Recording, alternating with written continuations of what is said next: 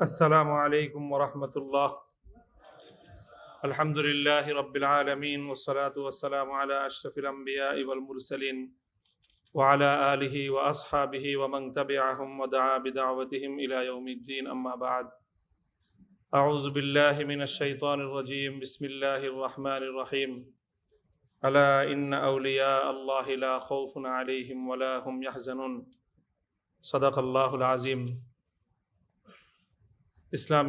ইসলামী যুব আন্দোলন বাংলাদেশের উদ্যোগে আয়োজিত মরহুম পীর সাহেব চরমনাই হযরত সৈয়দ ফজলুল করিম রহমতুল্লাহ আলাইহি ও শাইখুল ইসলাম আল্লামা শাহ আহমদ শফি রহমতুল্লাহ আলাইহির জীবন ও কর্ম শীর্ষক আলোচনা সভার মহতারাম সভাপতি, উপস্থিত রয়েছেন আজকের এই আলোচনা সভার মধ্যমণি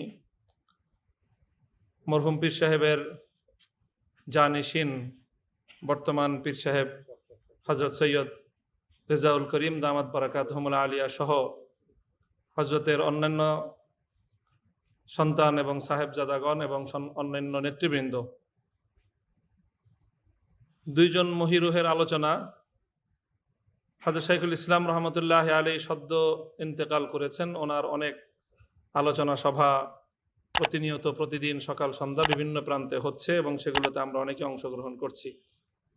এজন্য আজকে আমি শুধু মরহুম পীর সাহেব চরমনাইকে নিয়ে আমার ক্ষুদ্র জীবনের কিছু স্মৃতিচারণ আপনাদের সামনে করব। আমার স্মৃতিচারণটা অন্য অনেকের চেয়ে একটু বেশি তাৎপর্যপূর্ণ। আমি ব্যক্তির কারণে নয়, বরং আমার নিসবতের কারণে। আমি শাইখুল হাদিস আল্লামা আজিজুল হক রহমতুল্লাহ আলাইহির সন্তান। মরহুম পীর সাহেব চরমনাই ছিলেন যার একজন ছাত্র। আমি আমার বাবার কাছে হযরত মরহুম পীর সাহেবকে একাধিকবার দেখেছি এবং তার কিছু দৃশ্য আমার চোখে ভাসমান, আমার স্মৃতিপটে চিরজাগরুক। আমার একটা দৃশ্য এখনো আমাদের বাসার কথা মনে আছে, লালবাগের যে বাসায় আমরা ছিলাম। শাইখুল হাদিস রহমতুল্লাহ আলাইহির কাছে একদিন সকালবেলা পীর সাহেব হুজুর আসলেন। হুজুরের সাথে আরো কিছু লোক ছিল, কিছু হাদিয়া তোহফা নিয়ে আসলেন। তো আব্বাজানের সামনে যখন তিনি বসলেন, মানে যতটা সময় বসেছিলেন, একজন মুআদ্দাব ছাত্র তার ওস্তাদের সামনে পড়াশোনা চলাকালীন সময়ে যেইভাবে বসে, তিনি জগৎ বিখ্যাত বাংলাদেশের সবচেয়ে পপুলার এবং ব্যাপক ভক্ত এবং মুরিদানের পীর সাহেব, অথচ তিনিও ঠিক ওইভাবেই যতক্ষণ বসেছিলেন ওস্তাদের সামনে সেই আদব এবং তাজিমের সাথেই বসেছিলেন। শায়েখ বারবার বলতেছিলেন যে তোমার কষ্ট হইতেছে, তুমি ভালো করে বসো, কিন্তু মনে হলো যে তিনি ওস্তাদের আজমত তার অন্তরের মধ্যে এভাবেই প্রবিষ্ট ছিল যে তিনি স্বাভাবিকভাবে বসতেই পারলেন না। দ্বিতীয় আরেকটি ঘটনা, ওইটাও আমার চোখে ভাসে। জামিয়া রহমানিয়া আরাবিয়ায় হযরত পীর সাহেব হুজুর একবার গেলেন, রাজনৈতিক একটা কোনো ঐক্যবদ্ধ কর্মসূচির বিষয় ছিল। তো আমাদের চারতলায় ছিল জামিয়া রহমানিয়া মিলনায়তন। যখন সকলে উঠছেন, তো শাইখুল হাদিস সাহেব আগে, পীর সাহেব চরমনাই ঠিক তার পিছনে পিছনে। আমরা তো সব ছাত্ররা সব পিছনে পিছনে দল বেঁধে আছি। তো যখন উভয়ে সামনে গেলেন, তো শায়েখ আগে চারতলায় প্রবেশ করার জন্য, হলরুমে প্রবেশ করার জন্য জুতা খুললেন।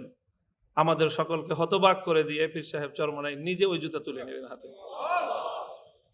মুফতি ওমর ফারুক পালনপুরি সাহেব, সন্দীপী সাহেব হুজুর যে বললেন সাইদ আহমদ পালনপুরি রহমতুল্লাহ আলাইহির ঘটনা, আর আমি বললাম মরহুম হযরত পীর সাহেব চরমনাইয়ের ঘটনা, আমার নিজের চোখে দেখা। জামিয়া রহমানিয়া আরাবিয়া যখন শুরু করেন হযরত শাইখুল হাদিস রহমতুল্লাহ আলাইহি মোহাম্মদপুরে, সেই শুরুকালীন সময়ে একটা মাহফিল করেছিলেন শায়েখ নিজে সাত মসজিদ চত্বরে, আর সেখানে চরমনাই পীর সাহেব হুজুরকে দাওয়াত দিয়েছিলেন। উস্তাদের দাওয়াতে ছাত্র মেহমান হিসেবে গিয়েছিলেন এবং সেই সূচনাকালীন সময়ে জামিয়া রহমানিয়া আরাবিয়ার প্রতিষ্ঠাকালীন সময়ে এলাকার মানুষজন ব্যাপকভাবে যেন আসে এবং মাদ্রাসাটা যেন খুব মানুষের কাছে পরিচিতি লাভ করে, সেজন্য তিনি ব্যাপক ভূমিকা রেখেছিলেন, বয়ান করেছিলেন এবং তার সেই বয়ানে বড় প্রভাব রেখেছিল। সেটা এখনো, আমি তখন অনেক ছোট, কিন্তু আমার স্পষ্ট মনে আছে। অর্থাৎ শাইখুল হাদিস রহমতুল্লাহ আলাইহির সাথে এরকম ঘনিষ্ঠ সম্পর্ক ছিল। 1987 সালে যখন ইসলামী শাসনতন্ত্র আন্দোলনের সূচনা হয়, তখন আমরা জামিয়া মুহাম্মাদিয়া আরাবিয়ায়, ওই সময়ও হযরত চরমনাই পীর সাহেব সহ অন্যান্য নেতৃবৃন্দ সেখানে যেতেন। সেই সময়কার কিছু দৃশ্য আমার মনে আছে। লম্বা কথা বলার সময় নেই। হযরত পীর সাহেব চরমনাই সম্পর্কে আরেকটা তথ্য আমি, যেগুলো আমার কাছে একেবারে আমার নিজের তথ্য যেগুলো, সেগুলো বলছি। অন্য কথা তো অনেকেই বলেছেন। হযরত চরমনাই পীর সাহেবের প্রতি আমার একটা বিশেষ ভক্তি এবং ভালোবাসার জায়গা আছে। সেটা হলো যে তিনি তো জগৎ বিখ্যাত একজন পিতার সন্তান ছিলেন, সৈয়দ ইসহাক রহমতুল্লাহ আলাই। উজানির হযরত কারি ইব্রাহিম সাহেব রহমতুল্লাহ আলাইহের যে সিলসিলার বাংলাদেশে সবচেয়ে বেশি প্রতিষ্ঠা যার দ্বারা হয়েছে, প্রচার যার হয়েছে, তিনি তো চরমনাইয়ের মরহুম সৈয়দ ইসহাক রহমতুল্লাহ আলাই। আর সেই বাবার সন্তান হলেন সৈয়দ ফজলুল করিম রহমতুল্লাহ আলাই।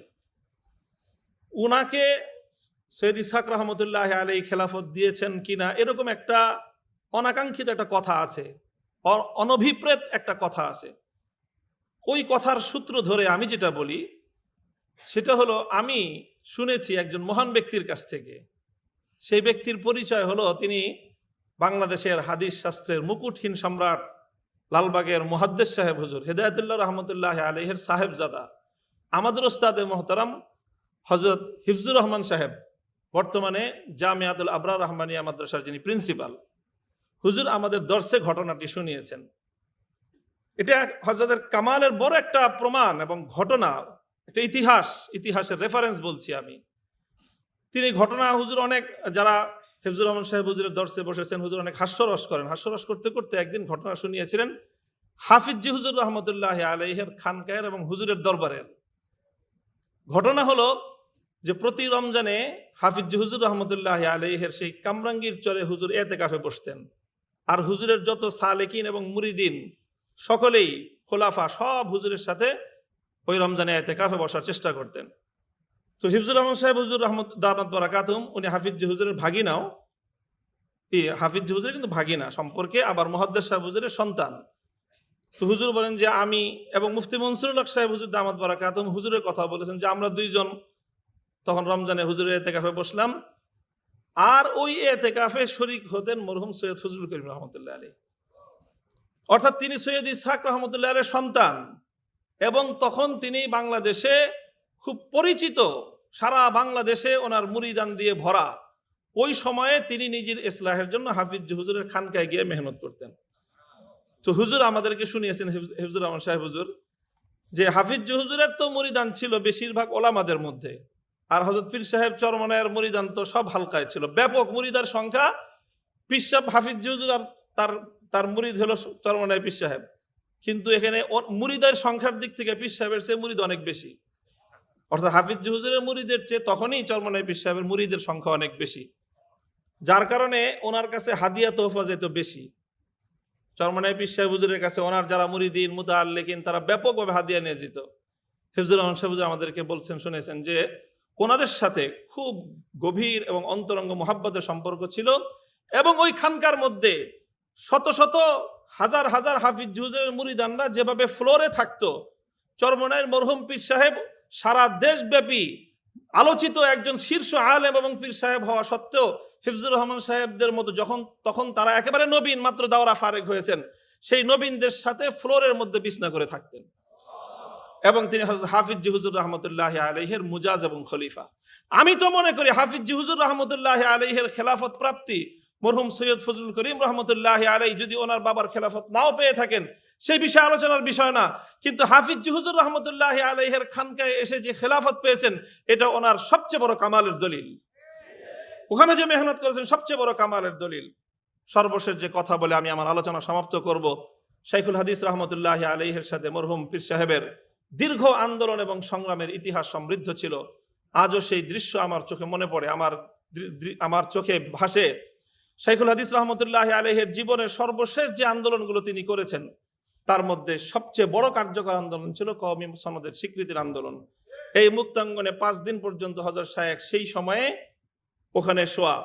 আর হযরত পীর সাহেব চরমনাই তখন জীবনের অন্তিম সময়ে, ওনার রোগ শোক একেবারেই ওনাকে গ্রাস করে নিয়েছে এবং তখন তিনি বিদেশে চিকিৎসার জন্য চলে যাবেন। বিদেশে চিকিৎসার জন্য চলে যাওয়ার আগ মুহূর্তে তিনি ওই হযরত শাইখুল হাদিস রহমতুল্লাহ আলাইহি তখন তিনি মুক্তাঙ্গনে উস্তাদকে দেখার জন্য তিনি সেখানে চলে আসলেন। অথচ ওখানে দেখেই হযরত পীর সাহেবকে বোঝা যাচ্ছিল যে ওনার শারীরিক যে অবস্থা, কোনোভাবেই ওনার পক্ষে কোনো প্রোগ্রামে যাওয়ার মতো অবস্থা ছিল না। তিনি যখন গেলেন, ওয়াল্লাহ শাইখুল হাদিস রহমতুল্লাহ আলাইহি পীর সাহেব চরমনাইকে দেখে ওনার ভিতরে যে এমন এক উদ্দীপনা কাজ করলো, মনে হলো যেন শাইখুল হাদিস তখন 25 বছরের তাগড়া যুবক হয়ে গিয়েছেন। তিনি হযরত চরমনাই পীর সাহেবের হাতটা যে ধরছেন আর ছাড়েন নাই, ওই হাত ধরেই মঞ্চে উঠেছেন, ওই হাত ধরেই মঞ্চ থেকে নেমেছেন। ওই হাত ধরা দুই শায়েখের ছবি এখনো পর্যন্ত বাংলাদেশের তৌহিদি জনতার হৃদয়ের মণিকোঠায় সংরক্ষিত আছে। সেদিন শাইখুল হাদিস বলেছিলেন, আমার ডান হাত চলে এসেছে, আমি আর কারো প্রয়োজন নাই, আমি আর কারো রক্তচক্ষুর পরোয়া করব না। হযরত মরহুম চরমনাই পীর সাহেবের সাহেবজাদারা আছেন, বিশেষ করে ফয়জুল করিম ভাই, ওনাকে নিয়ে আর আমাকে নিয়ে এদেশের যুব সমাজ অনেক স্বপ্ন দেখে। আমার বড় ভাই মাহফুজুল হক সাহেব যেরকম আমার মুরব্বী, ফয়জুল করিম সাহেবের বড় ভাই রেজাউল করিম সাহেব, অন্যান্য ভাইয়েরা ওনাদের মুরব্বী। আমি ফয়জুল করিম ভাইকে বলতে চাই, আমাদের বাবারা যেই জায়গাটায় কাজ রেখে গিয়েছিলেন মুক্তাঙ্গনের, আসুন হাতে হাত ধরি ময়দানে অবতীর্ণ হই, ইনশাআল্লাহ এদেশ থেকে বাতিল পালাবার পথ খুঁজে পাবে না।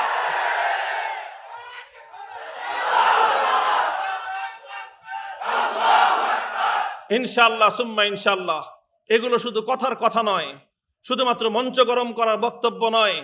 আমি হৃদয়ের গভীরতা থেকে বলছি, ফয়জুল করিম ভাইয়ের সাথে দীর্ঘ বহুদিন আগে, যখন তিনিও ফয়জুল করিম না আর আমিও মামুনুল হক না, তখন আমরা দুইজন পল্টনের ওই সোহাগ হোটেলে বসে ফালুদা খাইছি। উনি আমাকে আপ্যায়ন করেছেন, বলেছিলেন যে মামুন ভাই আসেন, আমরা ঐক্যবদ্ধ হই এবং দীর্ঘ লং টার্ম পরিকল্পনা নিয়ে আমরা কাজের ময়দানে অগ্রসর হই। আমি সেই কথা স্মরণ করিয়ে, ভাইয়ের স্মরণ আছে কিনা জানি না, আমার স্পষ্ট মনে আছে তিনি আমাকে আপ্যায়ন করিয়েছিলেন জোর করে। তো সেই জায়গাটা থেকে আসুন আমরা হাতে হাত রাখি। দীর্ঘমেয়াদী আমাদের বড়রা ঐক্য গড়েছিলেন। শাইখুল হাদিস এবং চরমনাই পীর সাহেব রহমতুল্লাহ আলাইহি বাংলাদেশে ইসলামী আন্দোলনের জন্য যে ঐক্যের ভিত তারা তৈরি করেছিলেন, নানা অনভিপ্রেত কারণে, অনাকাঙ্ক্ষিত অনেক কারণে তার মধ্যে অনেক সময় ব্যাঘাত ঘটেছে, কিন্তু কখনোই ইনশাআল্লাহ আমরা এতটা দূরে সরে যাইনি যে আমরা পরস্পর একে অন্যের শত্রুতে পরিণত হব, আলহামদুলিল্লাহ। তবে আমাদের মধ্যে কাঙ্ক্ষিত যে ঐক্য, কাঙ্ক্ষিত যে নৈকট্য, কাঙ্ক্ষিত যে একতা দরকার, সেই একতার মধ্যেও আমরা নেই। কাজেই তবে এজন্য আমাদের ভবিষ্যতে আরো ইস্পাত কঠিন, দৃঢ় মজবুত ঐক্যের ভিত তৈরি করা দরকার। আমরা ইনশাআল্লাহ বসবো, আলোচনা করব, অতীতের ভুলগুলো থেকে আমরা শিক্ষা নিব, অতীতের কি কি কারণে আমাদের ঐক্যগুলোর মধ্যে বিভিন্ন সময় সমস্যার তৈরি হয়েছে, সেই ছিদ্র পথগুলো বন্ধ করে জবাবদিহিতার মাধ্যমে ইনশাআল্লাহ ঐক্যবদ্ধ প্ল্যাটফর্ম তৈরি করে আল্লাহর জমিনে ইসলামী শাসন ব্যবস্থা, খেলাফতের ঝান্ডা উড্ডীন করেই মঞ্জিলে মাকসুদ পর্যন্ত আমরা পৌঁছবো ইনশাআল্লাহ। আল্লাহ পাক রব্বুল আলামিন তৌফিক দান করেন। মরহুম হযরত সৈয়দ ফজলুল করিম রহমতুল্লাহ আলাইহির কবরকে আল্লাহ পাক জান্নাতের বাগানে পরিণত করেন।